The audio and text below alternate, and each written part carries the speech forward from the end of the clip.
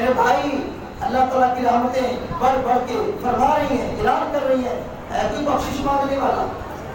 ہے کوئی رزق مانگنے والا؟ شب برات کی رات بخشش کرنے والا ہے جی، معاف فرمانے والا خود اعلان کر رہا ہے آجو میں تمہیں بخش دوں. ہے جی آجو مجھ سے رزق کا سوال کرو، تمہیں رزق جھولیاں بھر بھر کے دوں. اللہ اکبر. برادران اسلام، حضور فرماتے ہیں کہ شب برات کی رات جو ہے یہ غنیمت ہے. رب تعالیٰ کی بارگاہ میں گر گرا کے مانگتے جاؤ، وہ تمہیں جھولیاں بھر بھر کے عطا فرماتا جائے گا. آج جتنا یقین ہمیں اپنے لیڈروں پر ہے، صرف اتنا یقین اپنے نبی کے فرمان پہ کر کے دیکھو. خدا کی قسم اس کے حلال فراہم ملے گا، جھولیاں بھر جائیں گی.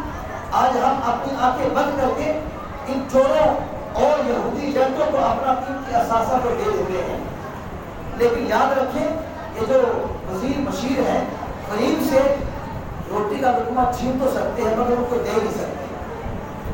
آج مسلمان ایک چائے کے کپ پر اپنا ایمان بیچ دیتا ہے، ایک چائے کے کپ پر اپنا ایمان فروخت کر دیتا ہے.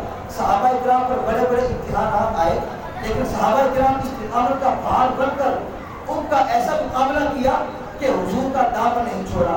آپ کو ایک مثال دے کے میں آپ کو آگے لے کے چلتا ہوں. حضور کے ایک صحابی ہیں حضرت کعب بن مالک رضی اللہ تعالیٰ عنہ. یہ غزوہ تبوک میں نہ جا سکے. حضور نے فرمایا اے کعب تم میرے پیچھے نماز نہیں پڑھ سکتے، اپنے گھر نہیں جا سکتے، بیوی کی ہاتھ کی پکی ہوئی روٹیاں نہیں کھا سکتے. پابندیاں لگا دی. سارا مدینہ ناراض، مدینے کے در و دیوار ناراض، دوست ناراض، سب کے سب ناراض، اپنی فیملی ناراض، بال بچے ناراض، سب کچھ ناراض. جب ناراض ہو گئے تو دشمن نے فائدہ اٹھایا. کیا فائدہ اٹھایا؟ عیسائی بادشاہ نے سنا کہ حضور اپنے ایک غلام سے ناراض ہے، اس پر بڑی سخت پابندیاں لگا دی ہیں. اس نے اپنے ایک وزیر کو بھیجا، شاہی خط لکھ کے کہا جاؤ جا کے کعب بن مالک سے میرا یہ خط دو، اس کو جا کے جو میرا مدعا ہے مقصد ہے وہ بیان کرو. اب تجھے میں ادھر جا. وہ عیسائی وزیر آتا ہے مدینہ پاک میں. ادھر حضرت کعب بن مالک کی کیفیت کیا ہے، آپ کا حال کیا ہے؟ اللہ اکبر. آپ کے بال بکھرے ہوئے ہیں، کپڑے میلے کچیلے ہیں، پاؤں میں جوتی نہیں، اور کبھی ادھر جاتے کبھی ادھر جاتے، کوئی ہوش نہیں، کوئی ہوش نہیں. نہ کوئی آپ سے بولتا ہے نہ کوئی آپ سے بات کرتا ہے. اللہ اکبر. تو وہ عیسائی وزیر آ کے پوچھتا ہے کعب بن مالک کہاں ہے، کون ہے؟ کسی نے اشارہ کیا وہ جا رہا ہے، اس کے بعد بکھرے ہوئے ہیں، میرے کچیلے کپڑے ہیں. وہ عیسائی وزیر قریب گیا، اس نے آواز دی.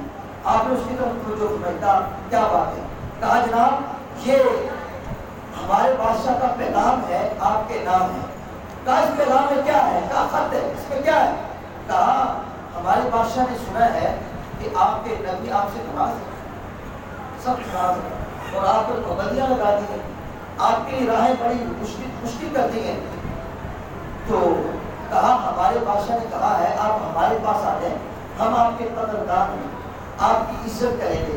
بات بڑی قیمتی ہے، ذرا دھیان لگا کے سنیے گا.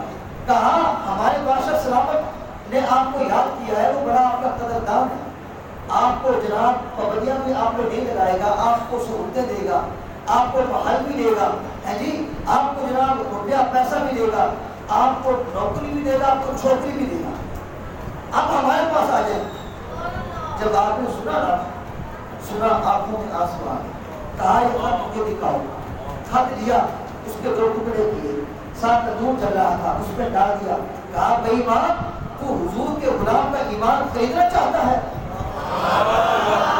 کہا تو حضور کے غلام کا، امتی کا تو ایمان خریدنا چاہتا ہے؟ کہا مجھے تمہارے نہ مال چاہیے، نہ تمہاری نوکری چاہیے، نہ تمہاری چھوکری چاہیے، نہ مجھے روپیہ پیسہ چاہیے. کہا تم کیا چاہیے؟ کہا بس